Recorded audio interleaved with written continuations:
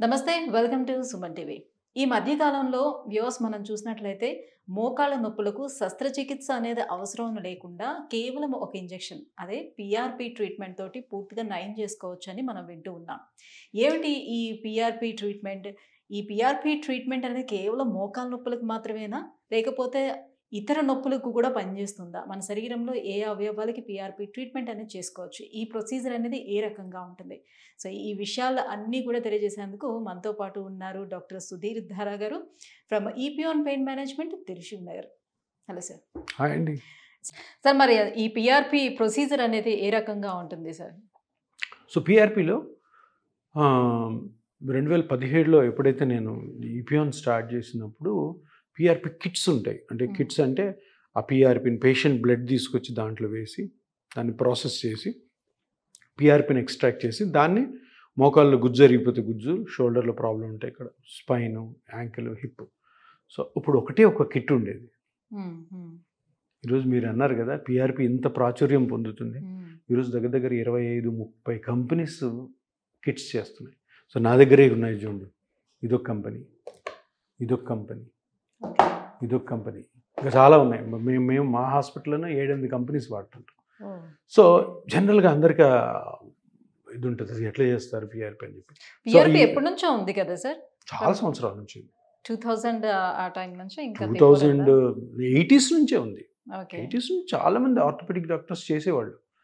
But ఏంటంటే ఇప్పుడు surgery అన్నది ఒక పెద్ద అదొక అట్రాక్షన్ కదా, surgery orthopedic doctor surgery. So అందుకని ఇది కొంచెం స్లోగా మూలపడిపోయింది. దాన్ని మళ్ళీ ఇప్పుడు ఈ న్యాచురల్ ట్రీట్మెంట్స్ ఏరియా వచ్చింది, ఎరా వచ్చింది. ఇప్పుడు మన ప్రైమ్ మినిస్టర్ గారు కూడా యోగా, న్యాచురోపతి మీద ఎక్కువ కాన్సన్ట్రేషన్. సో నరేంద్ర మోడీ గారు ఎక్కువ ఇంట్రెస్ట్ అదే, naturopathy, yoga, not all the surgeries లేదా కెమికల్స్తో లేకుండా చేయాలని ఆయన ఉద్దేశం. సో ప్రమోషన్ బాగా చేస్తున్నారు గవర్నమెంట్ ఆఫ్ ఇండియా కూడా. అందుకని పీఆర్పీ బాగా ప్రాచుర్యం పొందింది. సో బేసికలీ ఇప్పుడు ఇది ఈ కిట్ ఉంది, ఓకే, దీంట్లో ఇది ఉంటుంది. This is called PRP kit. Okay. So ఇక్కడ ఏంటి, బ్లడ్ కూడా కనపడుతుంది చూసారా. సో ఏం చేస్తాం, పేషెంట్ది ఒక 20 ml బ్లడ్ తీసుకుంటాం. ఈ పైన పోర్ట్ ఉంది కదా, ఈ పోర్ట్లో బ్లడ్ ఇందులో వేస్తాం. వేసిన తర్వాత దీన్ని పీఆర్పీ మేకింగ్ మిషన్ ఉంటుంది, ఆ మిషన్లో పెడతాం. పెట్టి స్పిన్ చేస్తాం. స్పిన్ చేసిన తర్వాత ఇదే అడ్జస్ట్ చేసుకొని ఈ కింద పార్ట్లో, ఇక్కడ చూడండి, ఈ కింద పార్ట్లో మనకి పీఆర్పీని ఇస్తుంది. అర్థమైందా? ఇదంతా వేస్ట్, మనకు అవసరం లేదు. పైంది ఇక్కడ పోర్ట్ ఉంది చూసారా, అంతా స్పిన్నింగ్ అయిపోయిన తర్వాత, ప్రిపరేషన్ అయిపోయిన తర్వాత ఇక్కడ నుంచి మనం పీఆర్పీని తీసుకుంటాం. అది ఎంతైతే పీఆర్పీ అక్కడ కలెక్ట్ అయిందో అది మనకి సపరేట్ ఈ మిషనే చేసుకుంటుంది. ఇక్కడ నుంచి తీసుకొని పేషెంట్లో మన స్కానింగ్లో చూసుకొని ఇంజెక్ట్ చేయడం. సో ఇది పీఆర్పీ కిట్ అనమాట. ఇది ఈ ప్యాకెట్స్లో ఉండే పీఆర్పీ కిట్. ఇది వన్ ఆఫ్ ద టైప్స్ అనమాట, మయోజెన్ అని ఇదో కంపెనీ. సో దీనివల్ల ఎగ్జాక్ట్గా బ్లడ్లోని ప్లేట్లెట్స్ మీద ఉన్న గ్రోత్ ఫ్యాక్టర్స్ మనం ఎక్స్ట్రాక్ట్ చేస్తాం. బ్లడ్లో అన్ని పార్ట్స్ వేస్ట్. బ్లడ్లో ఏమేమి ఉంటాయి, ఆర్బీసీ, డబ్ల్యూబీసీ, ప్లాస్మా. మనకేం కావాలి, ఆర్బీసీ వద్దు, డబ్ల్యూబీసీ వద్దు, ప్లాస్మా కూడా మొత్తం వద్దు. ప్లాస్మాలో గ్రోత్ ఫ్యాక్టర్స్ కావాలి.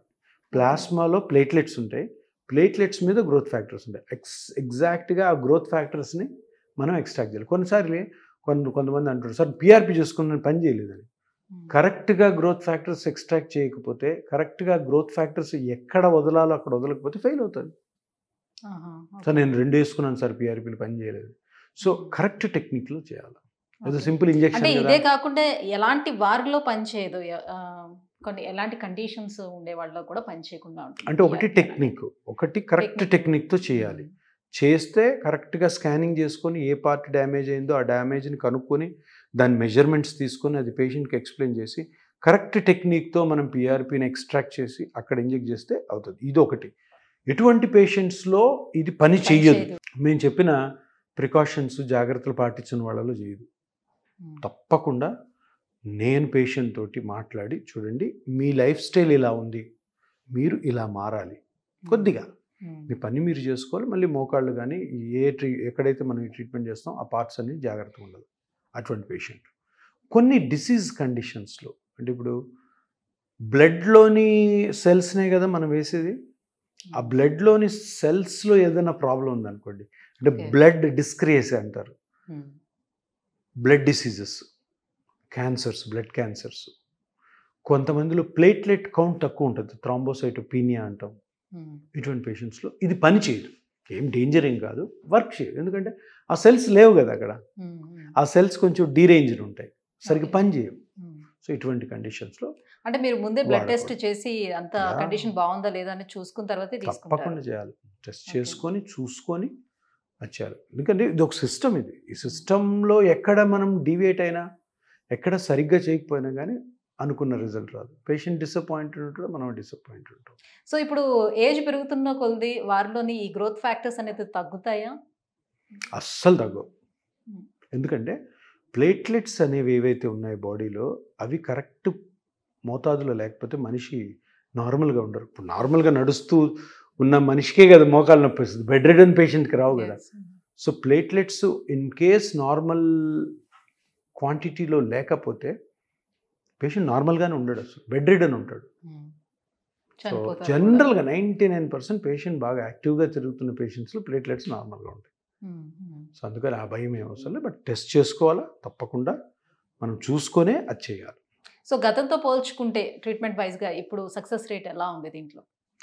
సక్సెస్ రేట్ చాలా చాలా ఇంపార్టెంట్ ఫ్యాక్టర్ ఏంటంటే, మనం ఎలా చేస్తున్నాము, మనం ఏమి ఎక్స్ప్లెయిన్ చేస్తున్నాం పేషెంట్కి, ఆ పేషెంట్ మనం అనుకున్న విధంగా ఉండగలడా లేదా అన్న అనాలిసిస్ చేసుకోకుండా కానీ పిఆర్పి చేసే మటుకు పనిచేయదు, సక్సెస్ రేట్ ఉండదు.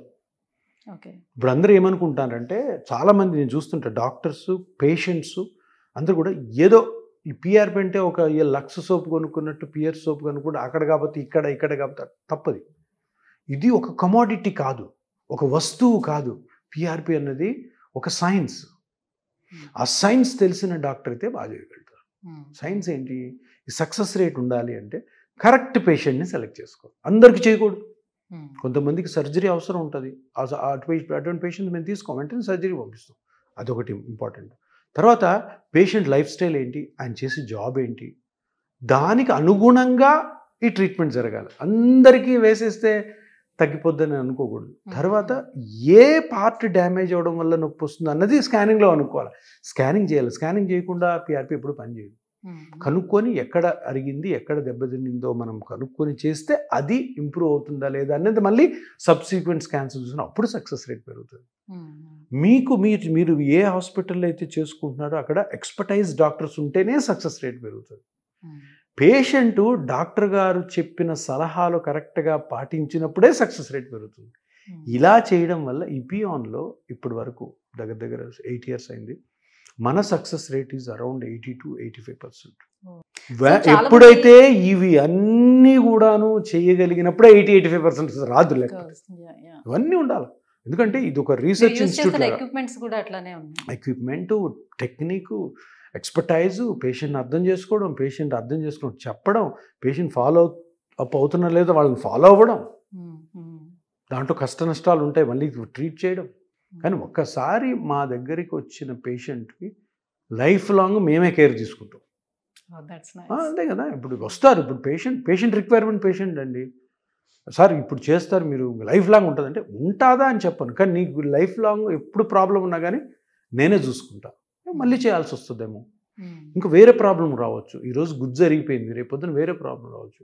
బట్ నేను ఇచ్చే అష్యూరిటీ ఏంటంటే లైఫ్ లాంగ్ ఇది పని చేస్తుందని చెప్పను. లైఫ్ లాంగ్ నువ్వు నా దగ్గర నన్ను నమ్మి ట్రీట్మెంట్ చేసుకుంటే నీ కేర్ తీసుకుంది. ఎందుకంటే ఈ జాయింట్ పెయిన్స్లో ఉన్న డ్యామేజెస్ బాగా అర్థమైపోయాయి మనకి, మన స్కానింగ్ మిషన్స్ వచ్చాక. ఈ సింపుల్ డ్యామేజ్ ఉంది, ఆ సింపుల్ డ్యామేజ్ సింపుల్గానే ట్రీట్ చేసుకునే అవకాశం ఉంది. ఇది జనాలకి తెలిసినప్పుడు, ప్రజలకి అందరికీ తెలిసినప్పుడు పెద్ద రెవల్యూషనరీ చేంజ్ వస్తుంది. అరే సింపుల్గానే ట్రీట్ చేసుకోవచ్చు, ఈ డాక్టర్ గారు చెప్పిన ఇన్స్ట్రక్షన్స్ పాటిస్తే చాలు. అయితే చాలామంది వ్యూవర్స్లో ఉన్నటువంటి డౌట్ ఏంటంటే సార్, ఇప్పుడు ఈ పిఆర్పి ట్రీట్మెంట్ చేసే క్లినిక్స్ చాలా వచ్చాయి, బట్ ఒక్కొక్క క్లినిక్లో ప్రైసెస్ ఒక్కొక్క రకంగా ఉంటున్నాయి, ఎందుకు ఇంత వేరియేషన్స్ ఉంటున్నాయి అని. ఇది కాంపిటీషన్ ఎప్పుడు ఉంటుంది కదా ఒక్కొక్కరు. కాబట్టి ఒకటి అందరు గమనించాల్సిందంటే క్వాలిటీ అన్న దగ్గర మనీ కాంప్రమైజ్ కాకూడదు.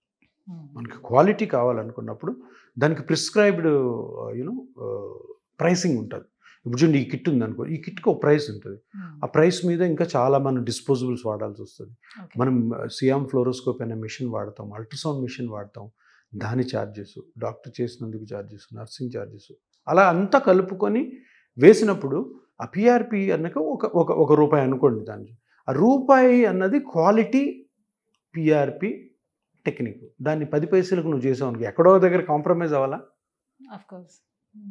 సో అది అందుకని ఆ డిఫరెన్స్, ఈ డిఫరెన్స్ ప్రతి హాస్పిటల్లో ప్రతి ట్రీట్మెంట్లోనూ ఉంటాయి. కానీ పేషెంట్ ఎవరైతే ట్రీట్మెంట్ లో ఏమైనా తేడా ఉంటుంది, ప్రైజెస్ వైజ్ గా ట్రీట్మెంట్ లో తేడా ఉంటుందా ఏంటి అని అడుగుతా ఉన్నారు. తప్పకుండా ఉంటుంది. నేను అదే చెప్తున్నాను.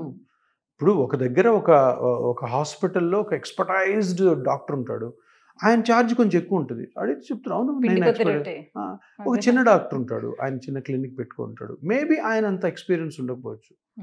సో అక్కడ ఎక్కడో దగ్గర ఎక్స్పర్టీస్లో అన్నా కాంప్రమైజ్ అవ్వాలి, ఎక్విప్మెంట్లో అన్నా కాంప్రమైజ్ అవ్వాలా, హాస్పిటల్ అట్మాస్ఫియర్ అన్నా కాంప్రమైజ్ అవ్వాలా, ఓటీలో ఉన్న అట్మాస్ఫియర్లో అన్నా కాంప్రమైజ్ అవ్వాలి. సో ఎప్పుడు కూడాను మీరు చూడండి, ఎవరన్నా ఇండివిజువల్ ఒకసారి 2 సార్లు ఇటువంటి ట్రీట్మెంట్ తీసుకుంటారు, అక్కడ డబ్బుకు కాంప్రమైజ్ అవ్వద్దు అంటాను నేను. ఎందుకంటే క్వాలిటీ ట్రీట్మెంట్ దొరకలేదనుకో ఆ డబ్బులు వేస్టే కదా, మళ్ళీ ఇంకో దానికి పరిగెత్తాలి మనం. సో అందుకని ఆలోచించుకొని చేయాల్సిందంటే, ఒక్కటి ఇది ఒక వస్తువులాగా చూడొద్దు, ఇదొక సైన్స్, ఇది బాగా తెలిసిన ఎక్స్పర్టీజ్ ఉన్న డాక్టర్ దగ్గర చేసుకోవాలనుకుంటేనే దీని రిజల్ట్ మంచిగా ఉంటుంది. Right, thank you so much sir. PRP మీద మాకున్నటువంటి సందేహాలన్నీ కూడా క్లారిఫై చేశారు. Thank you so much. Thank you.